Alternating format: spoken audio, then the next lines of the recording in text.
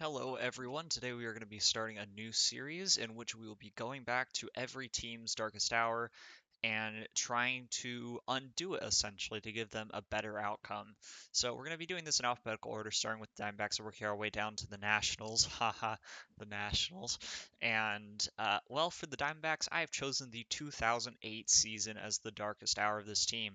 Now, you could argue that it really did start in 2004 when Ken Kendrick bought the team. The Diamondbacks, in their early history, were an incredibly successful team, winning obviously the World Series in 2001, but also a very high win rate generally in their early years after the inaugural season. But 2004 started a long stretch of horrendous teams and mediocre teams. And really, the 2017 that came before this got quite lucky to win 90 games in the NL West. They really were not a very good team. They actually had a negative Pythagorean record, more runs allowed than runs scored. And this 2008 team really represents the last team of that second Diamondbacks era, which I would consider to be mediocre, but really still better than the modern Diamondbacks, making the playoffs only in 2011 and 2017 uh, in the past decade plus. Not a good streak. Now, the reason I chose 2008, there's a couple of them actually. The first one is that this era features the end of guys like Orlando Hudson in Arizona, guys like Dan Herron, Brandon Webb, still got Randy Johnson going strong, and we still got Max Scherzer in our farm system. That is right. A young Max Scherzer was originally drafted with by the Arizona Diamondbacks and came up with them. In this save, we will actually have Max Scherzer in our roster going forward, so that's obviously a big deal.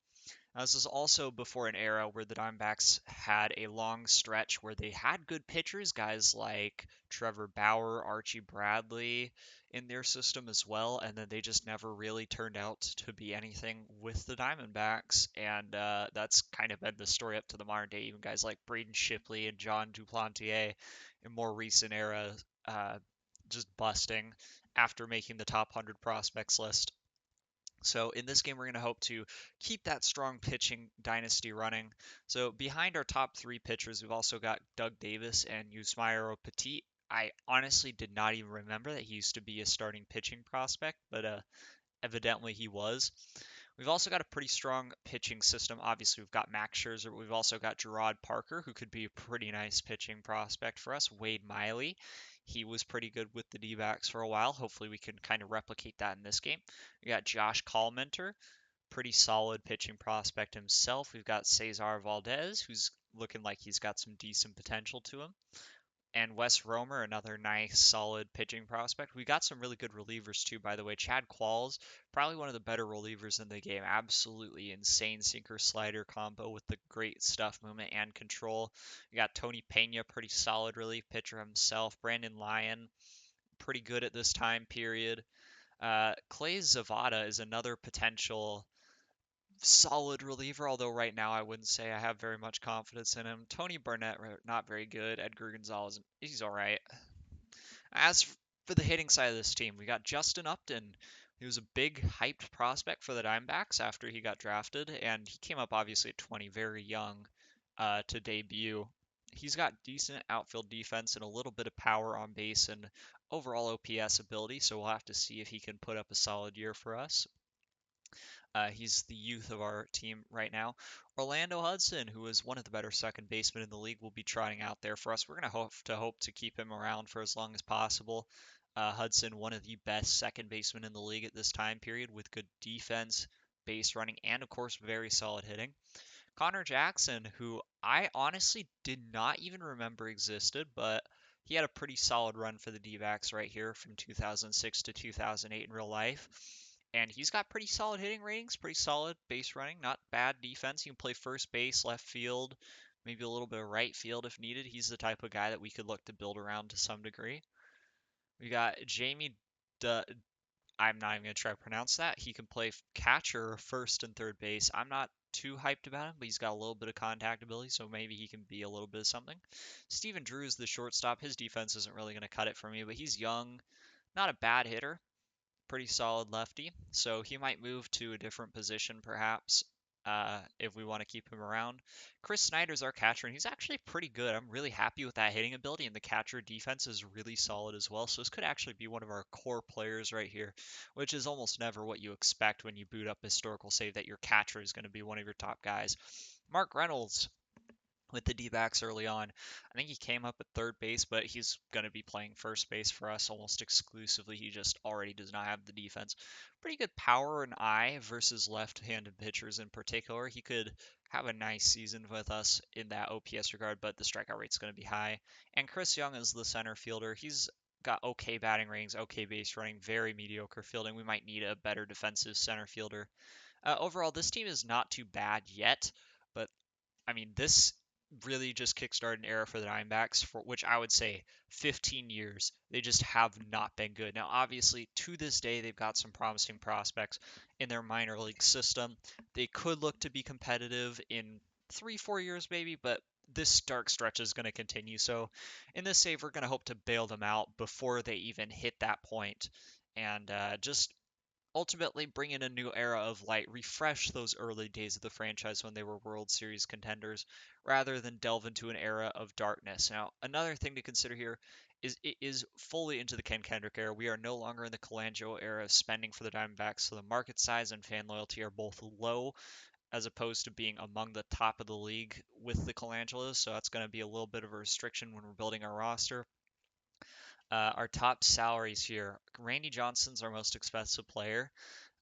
He's obviously a big deal, but I'm honestly not sure if we're going to be able to keep him around just based on his price. Brandon Webb's our second most expensive player. I mean, he's a franchise guy. I think one of the biggest deals for this franchise is going to be trying to keep Brandon Webb around for as long as possible. So even though he is really expensive, we might still try to sign him to a big extension to keep him around because we really just want to keep this core of our team together. Doug Davis, I don't really care about him. He's probably getting traded. He's just more expensive than he's worth. Dan Herron, another guy we could look to extend long term. He was really big with the D-backs at this point in time after coming over from the A's, but they didn't keep him around. We might in this game. Orlando Hudson, we're probably going to look to extend him. He's just one of the better second basemen in the league. And it would be pretty nice if we could keep him around. Chris Snyder, almost certainly extending him with his quality defense. I will, of course, be looking at the league's options. Connor Jackson, I mean, I just can't imagine us not extending him. He just looks really good right here. And I honestly think this could be one of our best players at 25 years old. Chad Qualls, almost certainly got to extend him too. This is one of the best pitchers in the league. He's just got to stick around. Lyon, he might be getting an extension. By the way, Tim Raines Jr. evidently played for the D-backs. I did not remember this at all. I guess I would have been too young at this point to really remember Tim Raines Jr. on the D-backs, but that is pretty interesting. Justin Upton, we could look to extend long term. Max Scherzer, definitely a candidate to be extended long term. He is obviously one of the best pitchers in the league during this stretch of time after his 2009 year where he got traded. He just turned into a beast with the Tigers and to the Nationals and has been one of the most successful pitchers of the past decade. So keeping keeping him would be a big deal for this franchise. All right, anyways, with that said, we're going to start diving into. Actually, we should take a look at the top prospects and the top players in this era as well before we really get too much into anything. All right, so our top batters, let's start with that. We got Albert Pujols. Big shocker. This is the best hitter of the 2000s, along with Barry Bonds, probably. Pujols just an absolute beast. He's going to be far and away the best hitter in the league. He's probably going to be Gold Glove caliber at first base too with that defense. Going to mash lefties, still crush righties. He's going to steal some bases. You really can't get much better than that. Charlie Blackmon, actually one of the top prospects in the league. He's not a bad defensive outfielder, certainly not center fielder, but he's got some contact, got some power, got that base running. He's with the Rockies, so Coors could inflate him a little bit. He's got some promise. We got Chipper Jones still raking with the Braves at 35. He is a fan favorite. He's starting to decline defensively at third base. He might need to move to first to be successful for a longer time, but that contact and eye are going to make him one of the best threats to get on base at this time period. He's making a lot of money, but frankly, he could be a trade target for us or a free agent signing in the offseason because he's just so good. You got Joe Mauer with the Twins. This is without a doubt the best catcher in the game right now. The defense just exquisite. He's a fan favorite. He's got some of the best hitting you're ever going to see at the catcher position with outstanding contact. Just an incredible hitter. Troy Tulowitzki starting to come up with the Rockies. He was obviously one of the best shortstops of this era. Pretty solid defense at the position, although he would be better at second base probably. The batting is just going to be ridiculous. Tulowitzki is an athletic freak, and if we could trade for him, no chance we pass that up. Joey Votto still in left field, one of the best OPS on base players of this era. He's still quite young, got some promise to him. He could be another potential superstar acquisition if we can somehow manage to swing him. We got Jose Altuve, a young Jose Altuve in the Astros system. He's looking like a pretty good contact hitting, possibly second baseman, possibly first baseman. Really good base running to him as well. Speaking of the, yeah, we'll go to Bertman so we can stick with the Astros here. Very good first baseman outfielder, lots of contact, lots of power. He's going to be a big deal in this game. Carlos Beltran, still very good with the Mets. He is still very solid defensively with some pretty good hitting to him as well. So he's an interesting candidate or player here. You got Milton Bradley with the Rangers. Remember Milton Bradley being this good?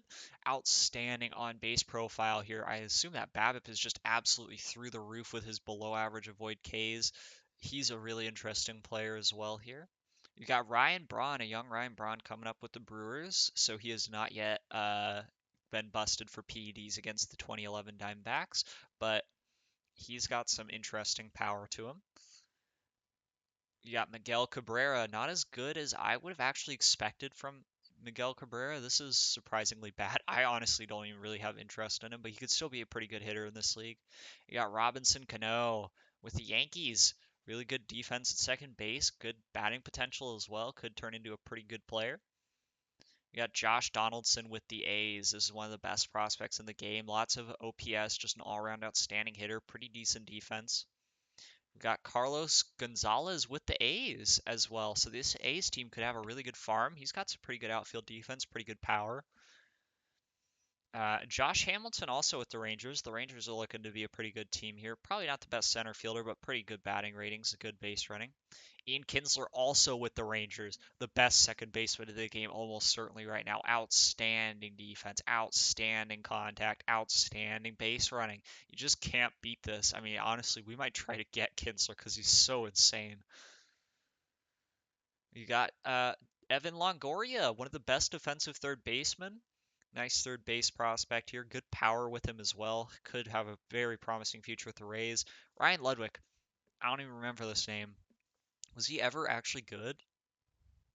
He had one good year with the Cardinals in 2008. That's overinflating his raise. This is one of the best power hitters in the league. Very interesting to see that. And Andrew McCutchen, a young McCutchen with the Pirates. He's got some good batting potential to him. We got Kit Pello, a free agent. Interesting. This could be somebody we try to sign. He could be an impact bat for us at first base or possibly even in the outfield. So, yeah, it's an interesting factor. Buster Posey, a prospect Posey with the Giants. He looks like he's got a promising future, which, I mean, that's not a surprise. Hanley Ramirez still kicking it with the Marlins. Not a shortstop, but a pretty good second baseman if they decide to move him. You got A-Rod. He's still going strong with the Yankees. We've got Teixeira, he's with the Braves at this point. That's interesting. So this Braves team could be pretty good. Really nice hitting from Teixeira. Chase Utley with the Phillies. We got David Wright with the Mets.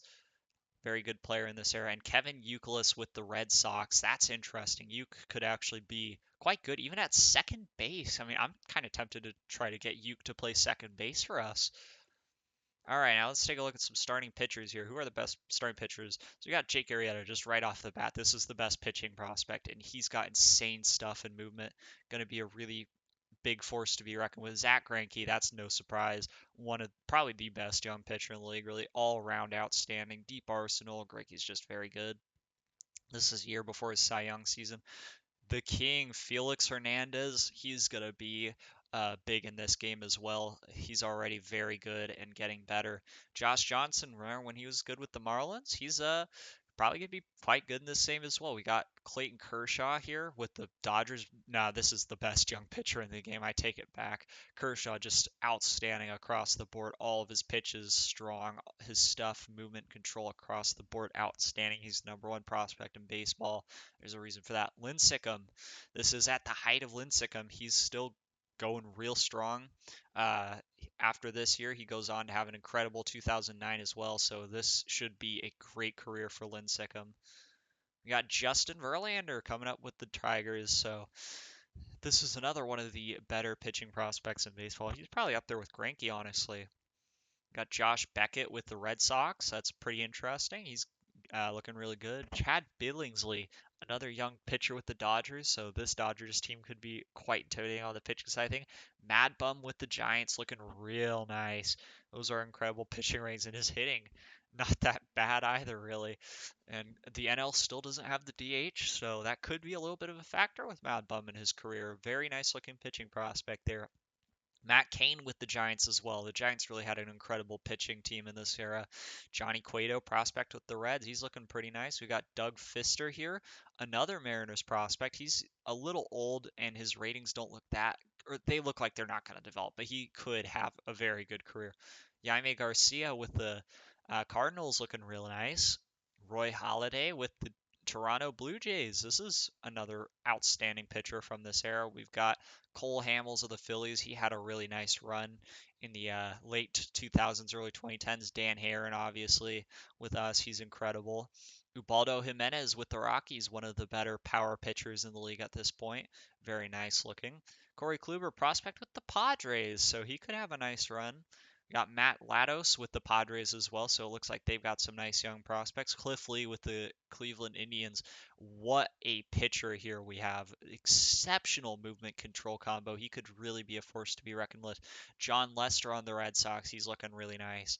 We got Francisco Liriano on the Twins. Still not quite at his peak yet. Charlie Morton prospect with the Braves. He's starting to develop pretty nicely. The Padres have got Peavy here, so he's pretty good. This Padres team could be very interesting pitching wise.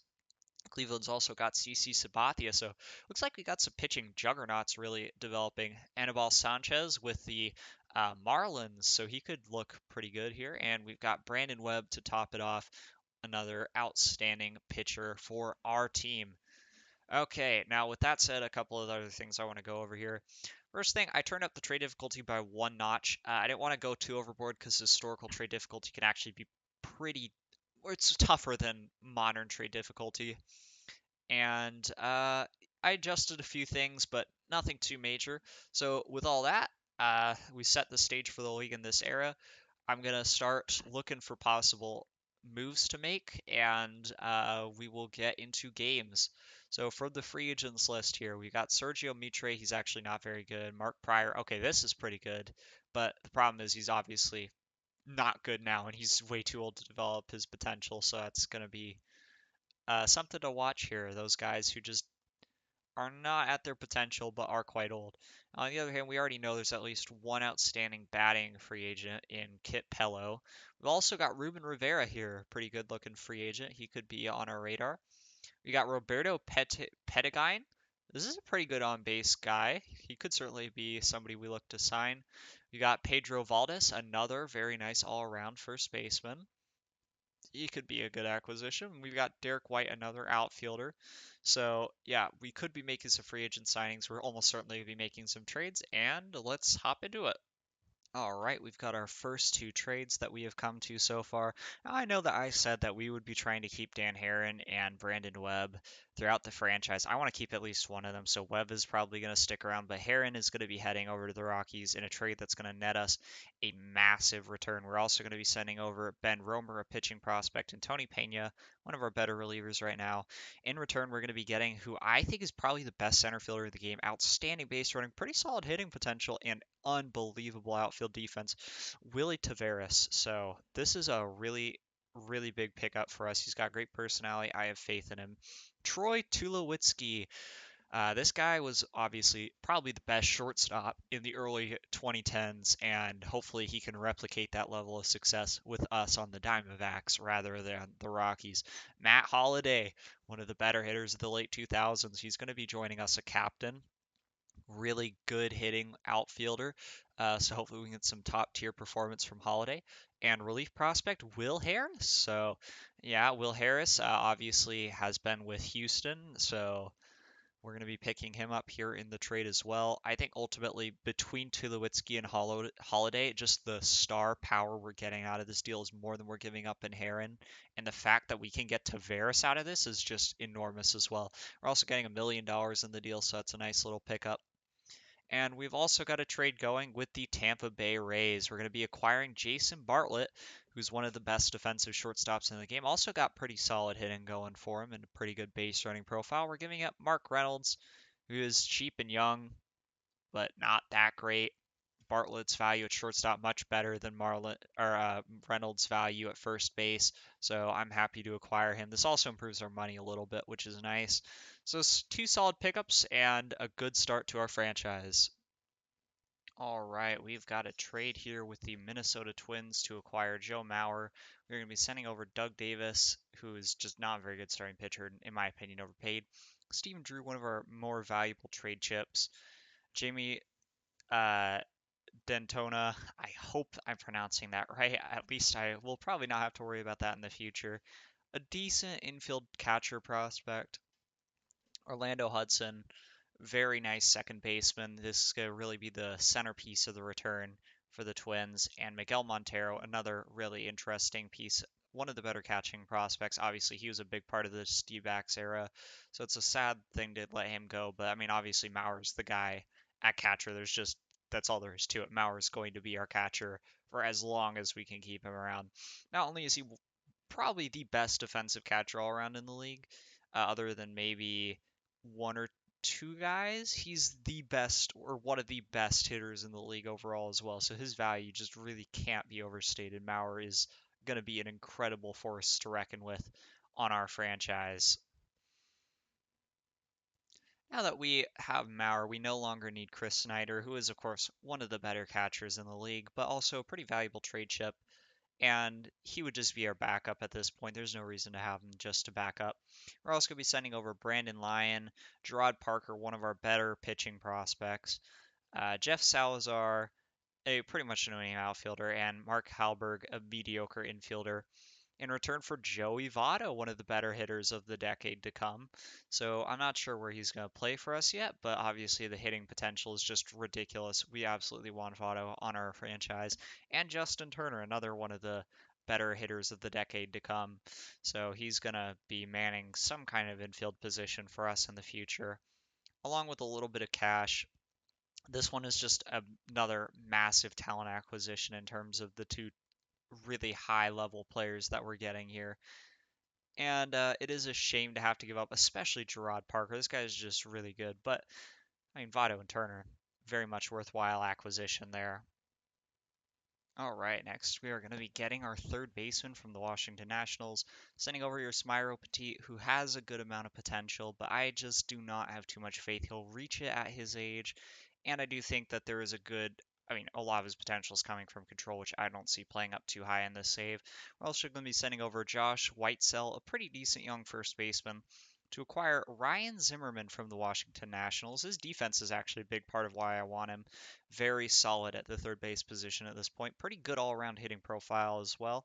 And Craig Stammen, one of the better starting pitching prospects in the league, is going to be coming back. So this is a good acquisition, especially since we are selling a lot of our pitching depth in order to acquire some very high end hitters. Stammen's going to help balance that out and hopefully be a nice part of our rotation going forwards. Also getting a good amount of cash in this deal, so it's a nice pickup for us all around, really. Our next trade is going to be a pitching upgrade. So Max Scherzer, obviously one of the better pitchers of the decade, but he is a three-pitch pitcher. He does rely a lot on control. He doesn't play up quite as well as a starting pitcher as he does as a reliever. So even though he could be very good in this game, obviously he's extremely dominant in real life. I just don't feel like he's a good fit for us at this point compared to the guy we're getting. We're also going to be sending over Gerardo Parra, a pretty nice outfield prospect, good contact and fielding abilities, but certainly a worthwhile piece to get the upgrade to Jake Arrieta, who just has probably the most ridiculous potential of any player not named Clayton Kershaw in this league. He's a lot more affordable than a lot of similar players. Like I tried to land Madison Bumgarner, I couldn't get him. So instead, Arrieta is going to be our top pitcher, hopefully, for the near future. Lots of stuff and movement. The sinker changeup combo going to be big, but he's got a nice deep arsenal too. Extreme ground baller, really good stamina. The control's really nice. So I mean, all around, Arrieta could just be an absolutely dominant pitcher. We're also getting 4 million in this deal, which is going to be a pretty big deal. It's a lot of money. So that might give us some financial flexibility to pick up some more pieces as well. Speaking of top young pitching prospects, how about Carlos Carrasco? He's essentially what we just gave up in Max Scherzer, except he's got more pitches to his name, so he's probably going to be a little bit more reliable. He's also an extreme ground baller, strong control, good stamina. He's young. We're getting Jared Simon in the deal too, a nice relief prospect, good potential to him, and 3 million in cash. In return, the Philadelphia Phillies will be receiving Wade Miley, who is one of our better young pitching prospects, but he is a little bit underdeveloped for his age, which is a big part of why I'm so willing to trade him. We're giving up Randy Johnson. This is the big one. The big unit will not be returning to Arizona for another season. I just think he's a little old, expensive, and not too talented at this point, but we'll see what he does for Philadelphia. And Cesar Valdez, another pitching prospect. He's the movement I think is going to get him butchered. I don't think the stuff's going to hold up too well either in the majors. Tim Raines Jr., I mean, he's fast, but he's not a very good fielder. He's selfish. He's a poor hitter. There's not too much I mean, other than really Wade Miley, I think this is the big piece we're giving up here. We're essentially just getting Carrasco for bits and pieces, and Simon is a quite valuable player in his own right. So this is a nice pickup for us for sure. Okay, well this deal is more of a little housekeeping move than anything else, but we're going to be sending Yueski Sanchez over to the San Francisco Giants in return for Sergio Romo. Now, he is old and a little underdeveloped, so there is a good amount of risk here with Romo, but this has the potential to be one of the game's top relief pitchers. And Sanchez, I just really don't see him amounting to very much. So getting Romo in cash, I think that's a pretty nice deal for us. So we'll have to see if Romo can develop with us, and he will certainly be stepping into our bullpen day one. Another similar housekeeping move here. We're going to be sending over Chris Young, decent outfielder, but he's really more destined for a utility role long term, I think, to the St. Louis Cardinals for high relief potential. Luke Gregerson, this guy also extremely talented all around. I think he's got a good amount of possibility, and 2 million in cash. So that's a pretty nice pickup right there for us. We'll have to see what Gregerson's got in him. Our last big deal here that I currently have lined up is going to be sending Justin Upton, who is kind of on the outside looking in our outfield right now. We picked up a lot of good guys like Matt Holliday, Willie Taveras, Connor Jackson looks like our starting three. We also got like Votto can play the outfield, so there's just not really a place for Upton on our team right now. And Josh Collmenter, who's a decent but not great starting pitcher, over to the Mets for one of the better hitting prospects in the league, Dan Murphy, and 1.7 million. So this is a nice little acquisition for us as well. Hopefully Murphy can transform into a pretty successful hitter. Okay, guys, so essentially, I just realized that it's incredibly difficult to trade for starting pitching, and since I've traded away almost all of our MLB starting pitching, I'm going to be signing a couple free agents, even though the pool is just really, really bad. Another thing, I'm going to look to trade for one really, really ace level starting pitcher to help round out our rotation a little bit because, well, for one, there's really no reason not to, and they're not that much more expensive than like just bad starting pitchers. So one of the guys we're going to be signing here is Nerio Rodriguez. He's by far the best starting pitcher on the open market right now, so getting him is going to be a pretty big deal. Hopefully, he's willing to sign for pretty cheap because I really do not want to pay too much to get a mediocre player. Okay, he's willing to take a deal that would be essentially worth 1.7 million or 1.45 million for one season. We're also going to be signing here Jason Vargas to a 1 year deal because he's got potential he could potentially grow into. And Chris Stauffer, I'm not sure if we're going to give these guys major league or minor league deals. It's going to depend on who we end up trading for, I think. But ultimately, I'm not too confident in our pitching staff right now. I think our bullpen's going to have to be a little bit pieced together too, so it'll be interesting to see what goes on this year. All right, everyone, we are going to be offering the best free agent on the market right now, Kit Pello, a 4-year contract. I'm not sure if we're keeping him or we're trading him, but either way, he's eligible to play at first base and in the corner outfield. Really good power, batting average and balls in play ability, so he could be a very impactful player if we do, in fact, decide to use him. Or he could be a really good trade chip to get us perhaps a top end starting pitcher, so we'll see. Likewise, we are going to be signing free agent Ruben Rivera to actually a very similar 4-year contract. He is really similar overall. The big difference here is the defense is better. Hitting is a little bit worse, but he's well rounded and he's got good base running. He can't play first base, so he's purely an outfielder, but he does hit lefties very well. We'll have to see where he fits in or if he fits in. And I'll take another look at the free agents list. You can see here Barry Bonds, I missed on my first run through somehow. He is going to be an interesting player to potentially sign. Okay, first baseman Pedro Valdez, 34-year-old. He wants actually a very cheap contract. He's a pretty good hitter, very well-rounded profile. Uh, Good all around. I'm pretty excited to get him on a cheap deal potentially, regardless of where he goes. By the way, I took a look at Barry Bonds, and he's just too expensive for us. Not to mention he can't play defense. So if we were to sign him, and if he were not going to be a trade chip, we would be stuck with a guy who's going to be productive, but just not that good for us. So I don't think we're going to sign Bonds. Okay, we are going to be signing the very versatile Edwards Guzman. He is pretty good avoiding contact or avoiding strikeouts, and he can play just about anywhere on the field. So he'll likely be a super utility guy or some kind of utility guy for us this upcoming season. I don't think he's really much of a trade chip, so hopefully he can just fit in. All right, great news. Brandon Webb is willing to accept a 5-year contract extension, 14 million a year. Obviously, being one of the better pitchers in the league, it was a massive priority that we kept him around. Starting pitching being such a scarcity in the league right now. So Webb's going to be locked up, and we're going to be looking to extend some of our other players as well. Okay, Joe Mauer is getting a big extension next. 10 years at about 16 million or so a year. So obviously being the best catcher in the league by a mile, it's big to get him keeping him around. Hopefully we're going to improve our finances by the end of that contract, or we're going to be looking at a pretty expensive roster just between our two top players in Webb and Mauer. So we'll have to take a look at that for sure.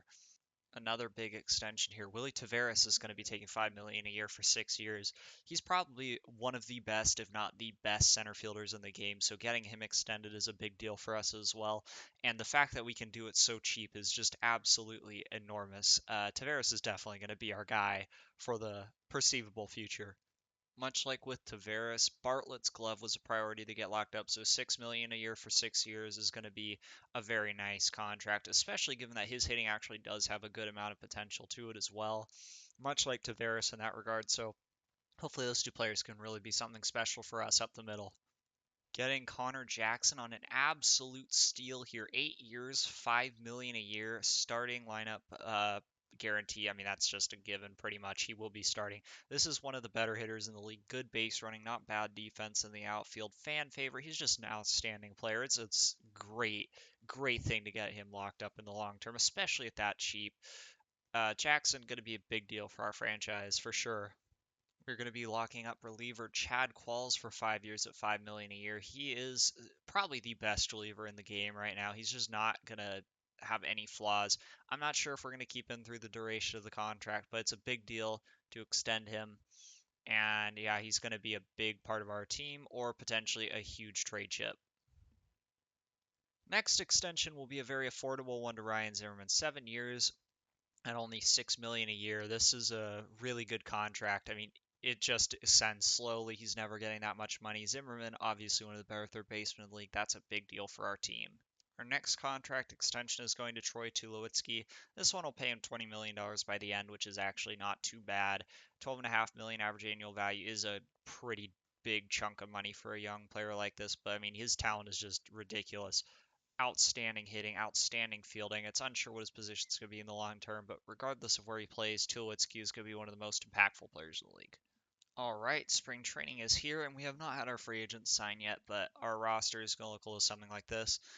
Brandon Webb is, of course, our ace starting pitcher. Jake Arrieta, Carlos Carrasco, and Craig Stammen are all going to be training in the rotation. These three guys are going to be a big part of our rotation in the future, obviously, and we want to get them some exposure to the big leagues right now. None of them are likely to make our opening day roster. I mean, Carrasco has a shot, maybe. Arrieta, maybe. Stammen, maybe. But we need to see some serious advancement towards their potential ratings in order to really commit to that. Juan Gutierrez, we're going to try out as a potential starting pitcher. He's going to get a shot at the opening day rotation, a very serious shot at that. His ratings are actually somewhat respectable, so I wouldn't hate having him as, say, a number 4 or 5 starting pitcher. And Barry Enright's also going to get a legitimate shot at the starting rotation. He's got the ratings to be a number 5 pitcher easily. So we just want to get him some exposure in spring training being a young pitcher.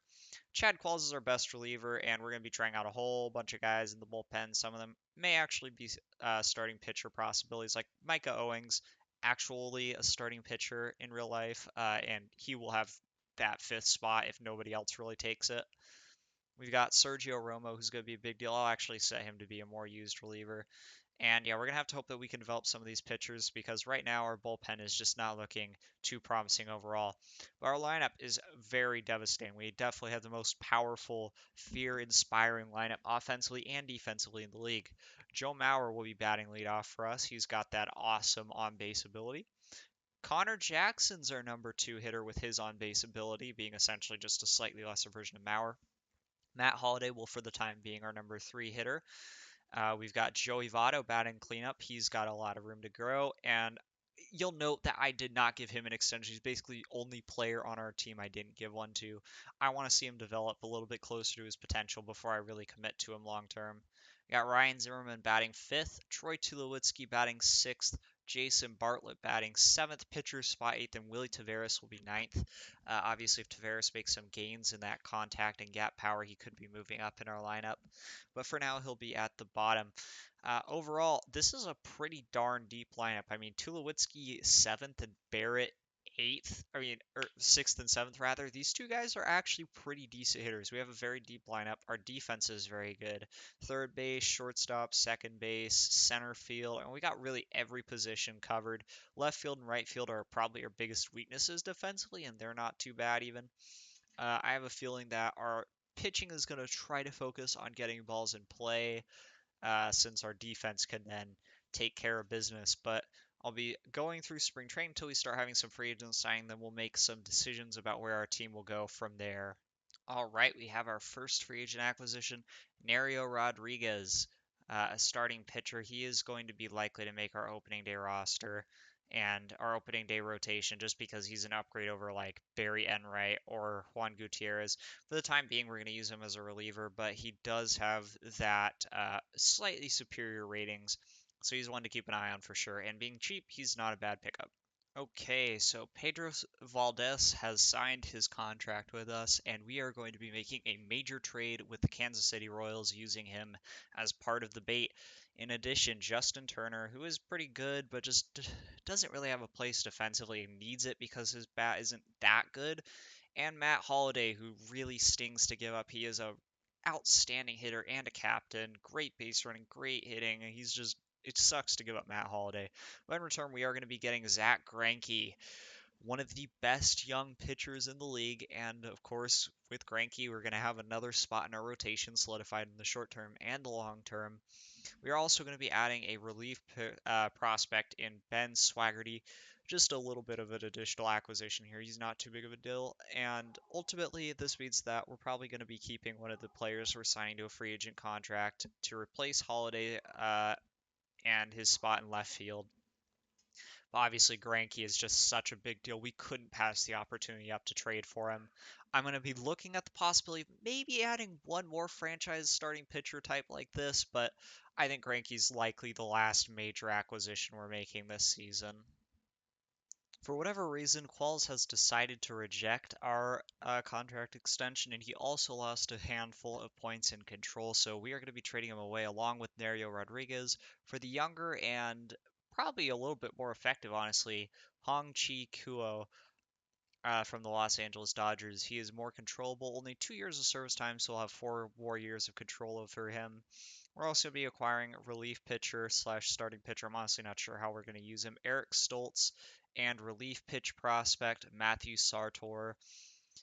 So yeah, it's a pretty decent pickup, all things considering. I'm not happy about trading Qualls, but at the same time, we kind of do improve our bullpen overall, so it's not bad. But trading Nario, obviously, that kind of sucks since we just signed him to be a starting pitcher for the year. But we do now have Greinke, so it's a little bit less pressure to acquire those types of players. All right, well, Ruben Rivera and Kit Pello have both signed their contracts with us. Kit Pello, I'm kind of disappointed. His ratings have kind of dropped off already, which really just makes me not peeled. And I'm willing to throw in Ruben Rivera as well to acquire Miguel Cabrera from the Detroit Tigers. Obviously, Cabrera is just ridiculous. He is already one of the best hitters in the game at this point, and he just continues to absolutely rate going forward. So picking up a guy of his caliber, even if he's not a pitcher, I mean, worst case scenario, we maybe flip him for one, but adding Cabrera is a huge deal for our offense. Okay, we are going to be signing Miguel Cabrera to a 5-year contract extension, 15-ish billion a year. We'll see if he ends up being worth it. If not, we can always trade him. Hopefully, we can get big things out of his bat like we would expect in real life. So, yeah, Cabrera will be sticking around. We are going to be signing Zach Greinke to a big 9-year extension. This is a huge deal considering, once again, the shortage of starting pitching, but also just the eliteness that Greinke brings. He should be one of the league's best pitchers throughout the sim. Getting him at 10 million a year seems like a really nice deal for our team. It is with great displeasure that I announce the 2008 opening day Arizona Diamondbacks roster, which is probably the most relatively hitting heavy roster in the history of the major leagues. And if you guys could find one that's more hitting heavy, I would absolutely love to see it. We're going to be batting Joe Mauer leadoff, starting catcher. Connor Jackson, number 2, starting right fielder. Miguel Cabrera batting third, our starting first baseman. Joey Votto batting cleanup, our starting left fielder. Ryan Zimmerman batting fifth, our starting third baseman. Troy Tulowitzki batting sixth, our starting second baseman. Jason Bartlett batting seventh, our starting shortstop. Pitcher spot eighth, and Willie Taveras, our starting center fielder, batting ninth. Our rotation is going to be composed of Brandon Webb, the ace. Outstanding way to get it going. He is going to be hopefully one of the better pitchers in the league this season. Zach Greinke, our number 2 starting pitcher. This is another really solid number 2 pitcher. Greinke's certainly one of the better pitchers in the league. And then we get to Barry Enright. This is where our rotation falls apart. Enright is going to be a stopgap while we wait for our other 3 starting pitchers to develop. Craig Stammen could actually be up this year. He's kind of close, and he is 24.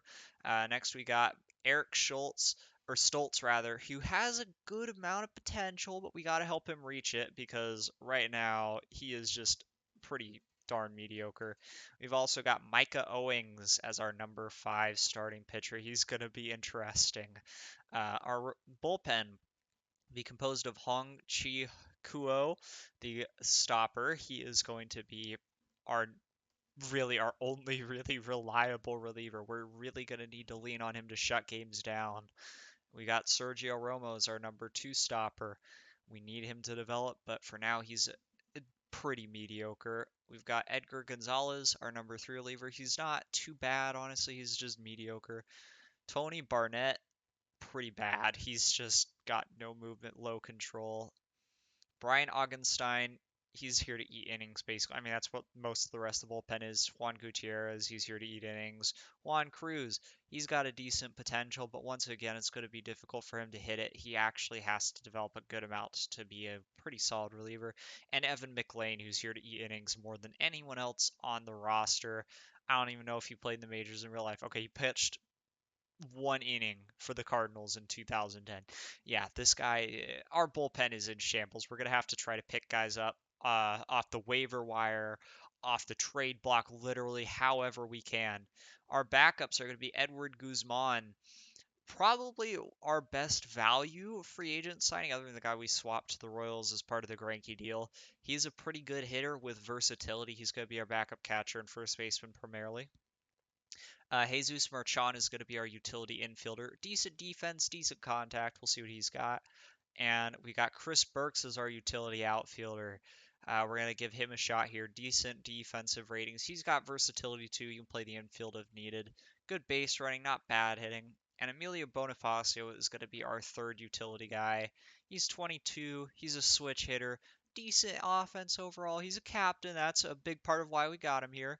And we'll have to see what he's got in him. Now, in real life, Bonifacio was actually not horrible in 2011 with the Marlins. That's really about it. He was pretty bad the rest of his career. He will also be our designated hitter when we play games with the designated hitter. So this is what our team chemistry looks like right now. We got Chris Perks and Ryan Zimmerman are unmotivated. But Bonifacio is a captain. Jackson's a leader. Marshawn is a spark plug. And Guzman's is a prankster. So our finances, we're looking to hopefully turn a decent profit this season. We really do need to make a good amount of money. We need to put together a really strong season here to hopefully boost our financial situation, or we're going to have a tough time affording our core down the road. Uh, right now, our salaries look like this. They are increasing after next season to $70 million, which means we may have to cut into our player development budget and other things. Greinke's salary is going to make that an even more sharp increase. And obviously, once we get guys like Carrasco up, once we get guys like Arrieta up, we have to start thinking about contracts for them. All right, anyways, with this roster set, let's go to the opening day and watch one of our few good starting pitchers pitch. All right, here we are opening day, and against the Cincinnati Reds, we are going to have one of our two good starting pitchers, fortunately, on the mound today, Brandon Webb, going against Edinson Volquez, who is actually pretty darn good, so might be a little tough to get some offense. They've also got Chris Dickerson, Brandon Phillips, Jerry Hairston, Adam Dunn, Edwin Encarnacion, Ken Griffey Jr. Yeah, that's right. Ken Griffey Jr. is still playing. Chris Snyder, who we traded to them, Jeff Salazar, and of course Edinson Volquez in their lineup. So, with that said, let's play ball. We will, of course, be rooting for the away team, actually. Okay, this is a really bad defense, so hopefully we can find some luck offensively. We'll simulate the first inning here, and then we'll go quicker from there. 2-1 to Maurer from Volquez. See if Maurer can get the season started off the right way. And that is ripped into right field. Ladies and gentlemen, Joe Maurer has our first hit of the regular season. Connor Jackson up now, 1-1. Fly ball to right. This looks like it'll be caught, unfortunately. Maurer will not advance. Miguel Cabrera, Miggy with his first at bat with the D-backs, and that's going to be shot into left field. It's a single. 2 runners on for Joey Votto, looking to do some damage against his career team in real life. 2-1. Ripped into right, and Joey Votto's got himself a hit. Bases loaded for Ryan Zimmerman. 3-1. Are they going to walk in a run? Nope, that's going to be blooped out to center, and Ryan Zimmerman's got himself a base hit. That's going to be leaving the bases loaded, and with a run now in, Tulowitzki up. So already a 1-0 lead for the Diamondbacks here. 0-1 to Tulowitzki. Fly ball to shallow left. This is going to be caught. I don't think it's going to drive a run in either. Jason Bartlett up. 1-1 to Bartlett. That's ripped up the middle, and Bartlett's got himself a single. It's going to score another run. Should we chance it? I mean, I think we got Webb up next. We got to chance it. Here comes Votto, and he's safe. 2 runs on that single. Nice job by Bartlett. Now we got Webb. Have to see if he can get anything done. Full count. I mean, frankly, I'm just impressed he managed to get it to a full count. All right. Chris Dickerson, not too scary of a hitter here against Brandon Webb. 3-1 from Webb. And first batter will be a walk. That is really not what we're looking to see from our ace here. With Maurer behind the plate, no less, to help frame his pitches. 1-1 to Phillips is going to be flied out to left field. Easy play there. Hairston up now. 0-1. And that is a single into right field. Webb's season not getting started off strong. Adam Dunn up. He is a dangerous power hitter, and he's going to get plunked by Webb. This is really not the first inning that we wanted to see from our ace. Encarnacion full count, ripped into right field, and Webb is going to give up a run. Really, really poor start for our pitching, and this is the guy who's supposed to not do this. Griffey Jr. up now, 2-2. Weak tap, and we will not get the double play, unfortunately, as Maurer can't get it out fast enough.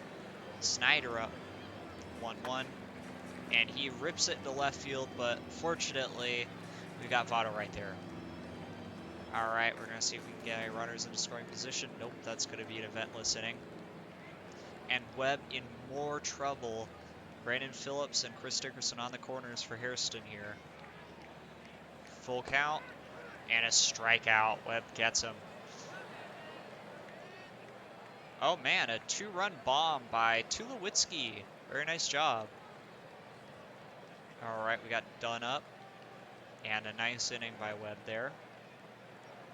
And that's going to be a solo shot by Joe Maurer. Miguel Cabrera triples in Connor Jackson, and now we got Joey Votto up with Cabrera still on third, 3-1, and he will draw a walk. Ryan Zimmerman, they're bringing in a reliever, the lefty Bill Bray. See if Zimmerman can do some damage here. 1-2 pitch coming in. And he's going to strike out. That's disappointing, but we do still pad our lead. Big offensive day for us so far. This is really what we're going to need all season to be successful. Not too much happening at that inning. Now we got 2 men on. First 2 guys reach against Webb in this inning. Man, come on, Webb. 1-2 to Dunn. And that's going to be ripped down the line. It's going to be extra bases. At least 1 run is going to score. Webb just not having the best day so far. There will be runners on second and third for Edwin Encarnacion. All right, well, yeah, 7 hits so far. It's not a great day. I would honestly chalk that up more to our defense. And that's another hit. Extra bases for Encarnacion. Defense really just not doing a good job supporting Webb today.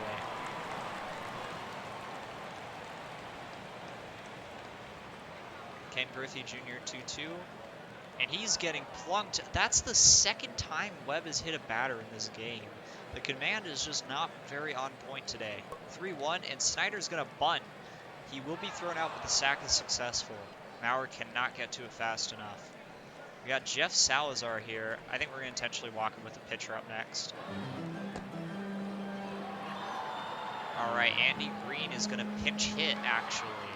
But he's still not too dangerous, and at least we now have the force at any... Extra bases for Green, as Webb is just absolutely awful today. The defense can't stop anything from being a hit. That's going to be a bases-clearing double for Andy Green as the Reds take the lead. Wow, Webb. Wow, defense. Can we please do something to stop this offense? This is not a good offense. And Webb about to throw his 101st pitch to Brandon Phillips. This will be his last inning after a horrific opening day, where we scored 7 runs in the first 5 innings and yet are somehow still not winning. I'm going to get Sergio Romo hot in the bullpen. He's not that good, but, I mean, really, it's just Chih Kuo. That's really all we've got. All right, let's see. Nothing in the inning. I'm going to bring in Romo here.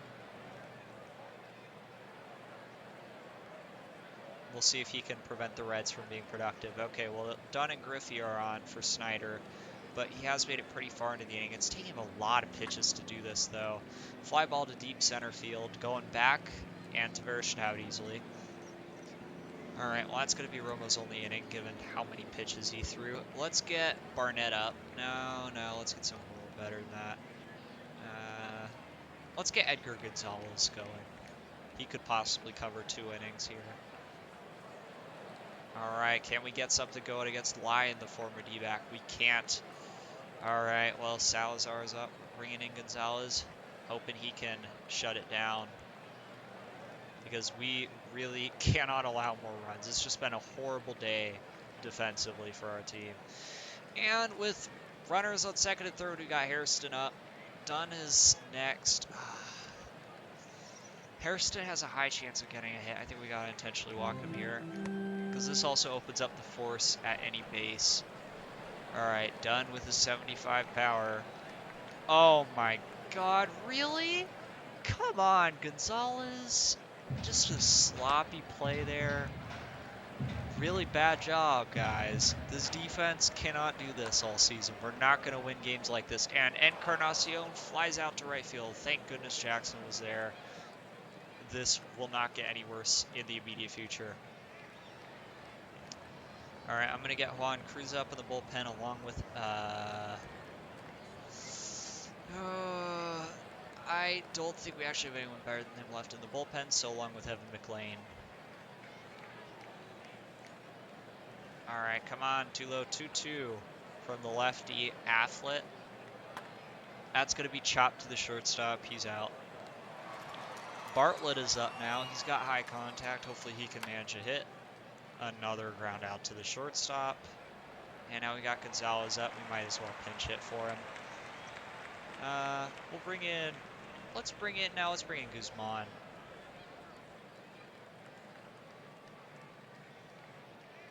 All right, our best pinch hitter coming up. And he will ground out. Very disappointing. I'm going to bring in Cruz. We could use him getting some development here. I'm going to sit McLean down for now. Hopefully he can get out of the inning. Oh my gosh. It's just every inning they've got guys in scoring position. I think we had one clean inning this whole freaking game. Dickerson, he's going to strike out. And we've only got the top of the ninth to, by some miracle, get 2 runs. I just can't believe how bad the defense was, especially early in the game. All right, 2-0 from Francisco Cordero, one of the better relievers in the league. Tavares, going to pop it up deeper infield, but he's out. Yeah, Cordero, he's pretty good. We'd love to have him. They've got him. Got to face him. 1-1 to Maurer. He's been the hero of the day so far, and that's ripped down the line. It's going to be a single for Joe Maurer. Connor Jackson up now. We got 2 men on. Connor Jackson draws a walk. That is the winning run up at the plate in Miguel Cabrera. Can he be a hero here? Oh, 1 count. He's already had a great day. Out in the right, and that's a base hit. Miguel Cabrera loads the bases. Joey Votto, a chance to really ruin his former team's day. Full count, and it's a blooper to right. Votto had the opportunity to put the nail in the coffin for the Reds and couldn't do it. Zimmerman up. This one shot to center, and it's going to end the game. Horrible job, defense. I am just so frustrated. That was awful. 9 hits, really? He plunks 2 guys. He walks 2. He only strikes out 4. Webb, what are you doing, man? We can't get performances like this for the rest of the year. We just can't. Between the defense and the pitching, it was just awful. This is even worse than I expected it could have been, which is saying something because it's bad. All right, well, that's a really, really bad opening day. We'll go a month, see how the team's doing, and then check in there. Since the rough opening day, we have been rolling right along. We opened the season 1-5 and only lost 2 games for the rest of the month. On a performance that actually notably included outstanding pitching, not just from the top of the order in guys like Webb and Greinke, but also from guys like Enright posting a 1.28 ERA plus so far. Stoltz on pace for 4 WAR, and even Micah Owings, who's had a 1.61 ERA plus. It's been very impressive so far from our starting pitching. Sergio Romo been a real disappointment in the bullpen, but I mean even a majority of the bullpen has actually been pretty decent. Just a couple of guys who need to get going. Maurer and Jackson are submitting their candidacies for MVP voting very strongly. Both of them on pace for about 10 WAR seasons. Maurer has just been absolutely unstoppable offensively. Just keeps getting on base. The extra base hits keep coming. Just the batting average and on-base percentage are through the roof. He's been everything we hoped to see. Cabrera's been a really solid hitter for most of the first month. Votto's been pretty good too. Ryan Zimmerman's been our most disappointing hitter to this point, but he's been good defensively. Tulo has been a great hitter. He's on pace to win a Gold Glove. Bartlett, same thing. He's been outstanding on both sides of the ball. Just outstanding shortstop defense. Really strong on base hitting with a good amount of gap power to go with it. His stealing's been there. Willie Taveras has also been pretty bad offensively, 20 OPS plus, but the defense is there. He's stealing a ton of bases. So I mean, honestly, we can keep this up. It's going to be a great year for us. And I will be evaluating some possible bullpen upgrades for the time being. But frankly, with the way the rotation's been, I don't know if we really need to upgrade it right now. I'm going to hold that tentatively, but it's been pretty solid. I'm impressed with how we've done. Another month has come and gone, and Barry Enright is Rookie of the Month. Look at him go. He's on pace for 4.5 WAR. Actually been one of the better starting pitchers in the league. Just topped it off with a complete game shutout, only allowing 6 hits, no walks, 7 strikeouts. Very nice performances. And yeah, I'm impressed. I'm impressed. Our bottom of the rotation continues to be very effective. Stoltz still on pace for around 4 WAR. Enright's obviously on pace for 4.5 at this point. Micah Owings, his pitching was taking a step back, but I mean, really, what do you expect from him? I'm still just happy he's doing as well as he is. The offense continues to roll. Mauer is still just cannot be stopped. Pitchers have not figured him out yet. Really, the only difference is he hasn't hit as many extra base hits this month, but the batting average and on base percentage are still absolutely unbelievable. Connor Jackson continues to be just unstoppable as well. He's just got that on base percentage through the roof. His power is actually better than Mauer's, which is helping to balloon his value a little bit. A little bit of a rougher month than last month, but still very effective. Cabrera, he regressed a little bit. We'll hope to see more from him going forwards. Zimmerman got a little bit better this past month, but still has some room to grow. Tulo, he had a pretty poor month offensively, but the defense continues to be really strong at second base, of course. And we got Bartlett. He had another really good month. Bartlett is actually putting up one of the better seasons on our team, which I'm impressed by. Tavares had a really nice month at the plate. Oh, this slash line doesn't look impressive, but when you consider he had a 20 OPS plus last month, very nice. On pace for nearly 100 steals, which keep in mind this is a modern era. His contact also improved a little bit, which is really good to see. It looks like his defense, or his air specifically, improved. His defense has been pretty solid this season. Webb is having an outstanding year. Greinke's having an outstanding year. Those two guys could be in contention for a Cy Young if they manage to keep it up. This month, not quite as good as the last, but pretty solid. Overall, this is what I'm really happy about. Obviously, we have one of the best offenses of the league. We're second in runs scored. We're also second in runs against. It looks like the defense is really holding up very nicely for our team. Mauer's catcher ability is doing its job, and we're having a very successful season defensively, even with inferior, relatively speaking, pitchers. So we'll have to keep an eye on this defense going forwards, and maybe we could continue to put together an incredible season, something truly special.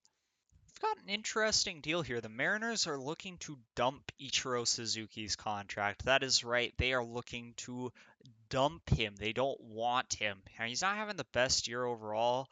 Batting average is there, but there's really just nothing behind it. Even the stolen base rate has been pretty bad. His defense isn't great, but he's a spark plug. He's Ichiro. And we're also able to get Sean Kelly in the deal. He's got some room to grow, but he could probably join our bullpen right now and be a minor upgrade over what we've got. We're giving up Evan Frey in this deal, just a pretty much a no-name prospect. So pretty solid pickup. We'll see if we're keeping Ichiro or trading him, but pretty sure we're keeping him. We'll see how he fits to our team. We actually will be trading Ichiro as the Dodgers offer of Gabriel Gutierrez is a little bit too good for me to pass up. We're also going to be acquiring 100,000 in the trade, so this is going to boost our finances a little bit and ultimately improve our depth slightly as well. We've just suffered our first major injury of the season. Micah Owings is going to be out for a couple of weeks with a an elbow strain, so that's actually not that big of a deal. We've got guys in the minors who can replace him. Probably going to call somebody up to be a reliever, actually, and then transition one of our relievers to the bullpen. Actually, you know what? Craig Stammen looks like he's about ready. He's having some success in AAA. Let's see what he's got in the Major League rotation. Yeah, so this will be interesting. We'll give Stammen a shot and go from there. Another month has come and gone. Brandon Webb actually won pitcher of the month. He had a really nice run, won 5 of his 6 starts, put up a lot of innings, struck out a lot of guys. Very successful run for him so far. Greinke's been continuing his success. Bottom rotation's been quite good. Stanton's been successful in his small sample size so far, so hopefully keep that up. We've got a good amount of faith in him.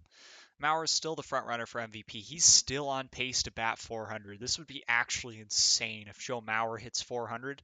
It seems more and more likely with every passing day, and 500 on base percentage is very attainable for him as well. I mean, he should be the easy MVP winner with what he's done for our pitching staff and what he's done offensively. I'm going to be honest, I was kind of doubting giving him this much money, but frankly, I have no doubts at this point. He's just so valuable. You can't replace this production on both sides of the ball in this league. Jackson continues to have a very strong season himself. He's on pace for actually 62 doubles, which would be crazy. Miguel Cabrera continues to hit very well. Votto's been very good lately. He continues to improve. Got Ryan Zimmerman starting to put together some pretty nice runs here. He's had a pretty good season offensively and defensively at this point. Tulo continues to be very productive. Bartlett continues to hit very well. Taveras has actually been very good as of late. He actually had a 20-game hit streak going. He's on pace for 90 steals with only 21 caught stealing. Very successful season by a center fielder. So yeah, it's been pretty good. Trade deadline, I believe, is coming up. We'll take a look at making some more trades between now and then and see what we get. All-Star Game's also coming up soon, so we'll definitely take a look at that. All right, the All-Star rosters have been announced. They're going to feature from our team Zach Greinke, Brandon Webb, uh, Joe Mauer, no surprises there. Looks like we're also going to have Connor Jackson, and that's actually it, just those four guys. But still nice to see some pretty good representation in the All-Star game from our team. An interesting trade here. We're going to be sending over Chad Tracy, Eric Stoltz, who's been very good for us this year, but has a surprising amount of trade value, and Craig Stammen to the Florida Marlins in return for Josh Johnson, who's got a lot of potential. Essentially, this was going to be Tracy and Stoltz for Johnson, but obviously he's a very direct upgrade over Stoltz in terms of potential, at least. We're going to be getting Anibal Sanchez in return for Stammen. This is, once again, just a pretty linear upgrade. Sanchez seems like he's slightly better right now and, of course, has significantly better potential. We're also getting Burke Baden-Hop, who's another interesting starting pitching prospect. Extreme ground baller with a whole lot of movement. I don't think he's very likely to hit his potential, but worst case scenario, he's a decent reliever, I think. And Todd Doolittle, an interesting relief prospect. He's getting a little old, though. And $1.6 million, so it's a nice upgrade for us across the board. I'm not certain that we're going to be getting any more trades. We might actually flip Josh Johnson. He's got a good amount of potential, but I'm not a fan of his personality, and I'm a little skeptical of his ability to hit his potential, so we'll see about that. Okay, we ended up not making any more moves before the trade deadline, and as the season progresses, it looks like Brandon Webb is just dominant. He's probably going to win the Cy Young. Greinke continues to be insanely effective. Anibal Sanchez has been actually pretty good since we acquired him in the trade. Josh Johnson, can't say the same. He's been pretty ineffective. We need to see him get better. Barry Enright's continued to be effective. I'm really just so impressed with the season he's had. I expected that he would be well below replacement level, and he's actually doing like 4 wins better than I would have ever thought possible. Kuo has been a big deal for us out of relief. Getting the season that we're getting from him is huge. Cabrera has really started to hit lately, so I'm not sure if we're going to keep him or trade him, but regardless, very glad to see that. Joey Votto, he's been getting really good. His contact has hit his potential. His eye and power continue to improve as well. We might be signing him to extension. I'll just quickly check what he wants. He's not looking for a long-term contract right now, so we'd have to force it to him. Bartlett just continues to be productive. Just such a good season from our shortstop. Taveras, same deal. I mean, below average hitting, but once you factor in the base running, he's probably a well above average, or at least an average hitter. And then you've got his pretty nice defense at center, and we were having a pretty good team this year. It's surprisingly effective. Third in runs scored, second or third in runs against. Very nice run differential. We're looking like we'll win the NL West, although those Dodgers are still 4.5 games behind us on our tail. We're basically guaranteed a wild card spot if we don't win. The Dodgers are 13 games up on the second place Cardinals. So, with a hot stretch to finish it off, we could see ourselves well positioned for a deep playoff run. Okay, rosters have expanded, so we've called up a lot of our top prospects on the pitching side of things. Carlos Carrasco looks pretty good. Current ratings, actually, his potential has dropped off tremendously, which is really disappointing. But we're going to give him a shot at the rotation. Josh Johnson's spot. I want to see him in the bullpen for now. I don't have faith in him to close out the year strong, so I want to give Carrasco that shot. Arrieta's also coming up to pitch in relief for now. He could take that last starting spot from Anibal Sanchez if he really pitches strong, but I don't see it happening right now. I just want to get his feet wet in the majors. We've also called up a couple of our top pitching relief prospects, so we'll have to see how they do, and of course, hope that they can help us keep a steady bullpen down the stretch. All right, that's really all the major news. Nothing too big other than that going on yet, so we'll finish up the season and then see where we stand in the playoffs. The regular season is over, and Brandon Webb finished it off in style, no hitting the Rockies in his last start of the season. So that's really special. Also of note, Barry Bonds has hit 800 home runs in his career. He hit 39 with Cleveland this season. It's an absolutely ridiculous season at his age, what is it, 43 season?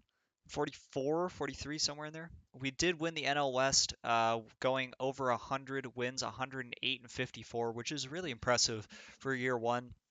Joe Mauer won the batting title just shy of 400. Really a shame he couldn't quite get there, but still an outstanding season nonetheless. Also the WAR leader and the on-base percentage leader. Mauer, who only played 130 games because he's a catcher, he should be very seriously considered for the MVP. Just such a great year.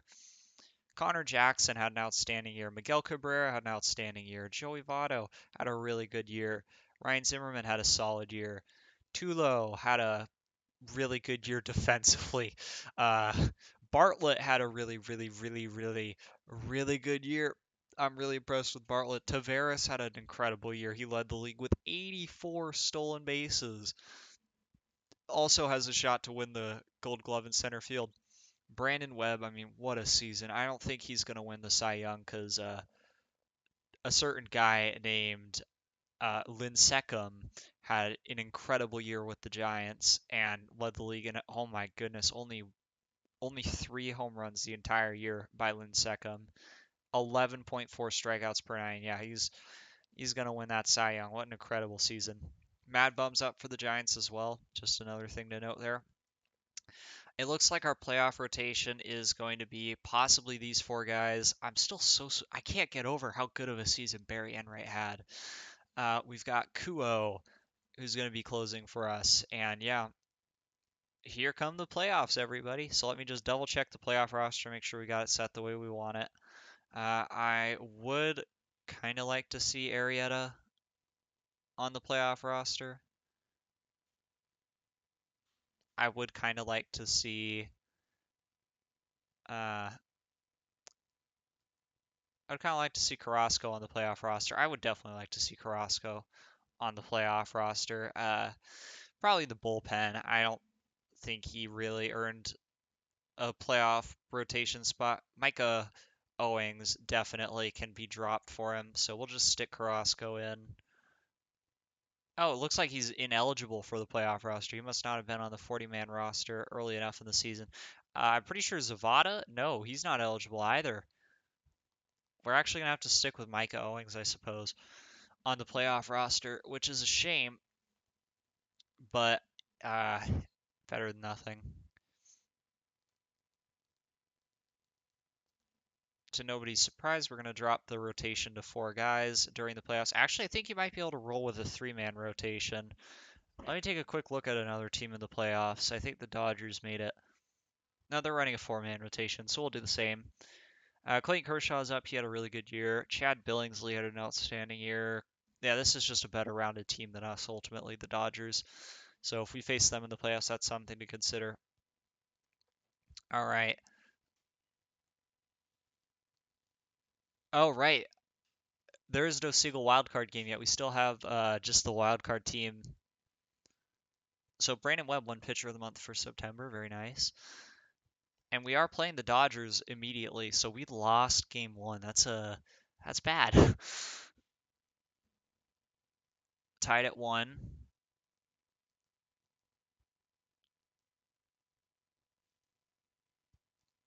And we are about to enter game 3 against Chad Billingsley. Barry Enright on the mound. If we win this, this is going to be really big for the rest of the series. And Barry Enright pulls it off, allowing only 1 run the entire game. That's really good. That was really good. Yeah, he goes 7 innings. Wow, what a game by Enright. And against Clayton Kershaw, we win 7-2. We're advancing to the championship series, kicking the Dodgers' butts. Connor Jackson wins series MVP. That's not too surprising. He is, of course, uber talented. Just something I totally forgot to do during the season, but we're gonna set those right now. All right, and our opponent is going to be the New York Mets. Let's take a quick look at their team, see who we're facing. Oliver Perez is the ace. Mike Pelfrey is the number 2 pitcher. He's pretty good. John Maine will be the number 3 guy, and Tony Armas is their number 4. So this is actually a pretty weak rotation. Jose Reyes is in contention for the MVP, though. He had a really good year, but his defense is poor at shortstop. Carlos Beltran, very good, of course. Got David Wright.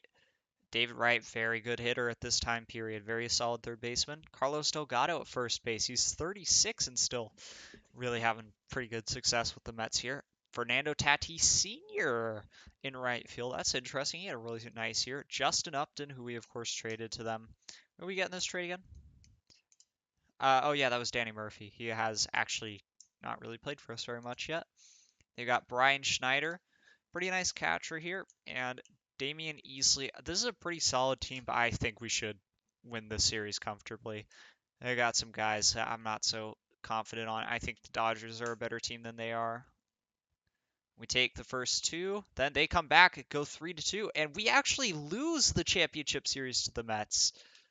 And that is an incredibly frustrating end to our series, losing 4 straight. Oliver Perez shuts us down. That is a really unfortunate game.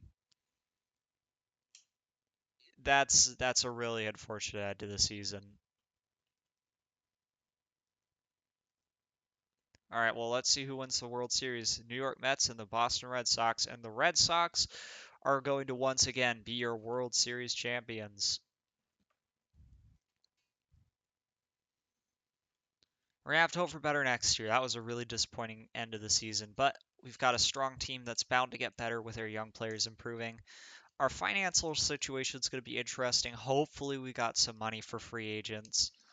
I'm not sure what that's going to look like. We got the first year player draft coming up as well, which we will run through. I'm thinking at the start of the next video. We'll do those at the start of each and see who we manage to pick up for the next season. We'll take a quick look at the team and then call this episode there. By the way, I don't think I actually remembered to mention this at the end, but for these series, we're going to be doing 5 seasons per team. So this is season 1 for the Diamondbacks. There will be 4 more seasons, and then we will be doing an analysis on the series, heading on to our next team, which is the Atlanta Braves.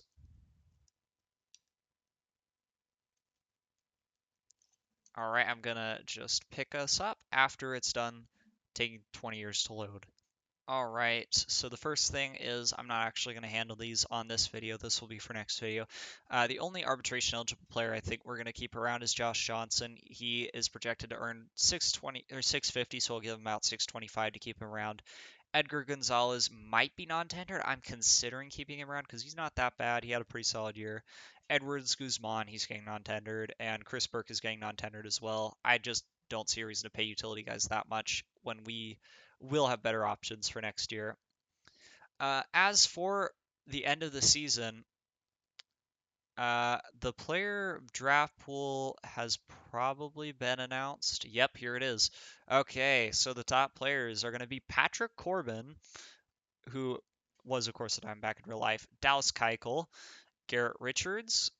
So some pretty good starting pitchers at the top of the draft here. We got Mike Trout, actually. Yeah, this would be the best player in the draft class. There's no doubt about that. We will be doing everything we can to try to get Mike Trout. Unfortunately, we're picking 30th, so it's definitely not going to happen. The Washington Nationals very likely to land him. Nolan Arenado also in this draft. Paul Goldschmidt, JD Martinez, Matt Carpenter, Wilson Contreras. So some pretty good players. DJ LeMahieu, Eugenio Suarez, Chris Davis, Brian Dozier. Lots of good stuff here. AJ Pollock, Eric Thames. We're starting pitchers. We've also got Robbie Erlin, who looks way better than I would have ever imagined. Tyler Skaggs. Yeesh. Tyler Skaggs.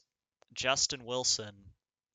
Got Kenshin Kawakimi, who could actually be a pretty good pickup just because he would really help our team this year. Shelby Miller. Mike Minor. Aaron Northcraft. Williams Perez. Uh, got Jacob Schmidt. Yeah, it's a pretty deep draft actually. Michael Fires. So yeah, definitely gonna have some options available for us. Joe Kelly. We are currently projected to take Nate Fryman. There's no way this guy is the best player available by the time we draft. Yeah, Tyler Skaggs was right below that. What the heck? We'll definitely have the opportunity to draft somebody good. I can guarantee that, even though we are picking 30th. So anyways, guys, thanks for watching this video. I hope you're enjoying the series. I hope when I get to your team, I could do it well, at least as effectively as I'm doing this team. Hopefully we can get a World Series by the end of these 5 years, and I'll see you guys on the next episode.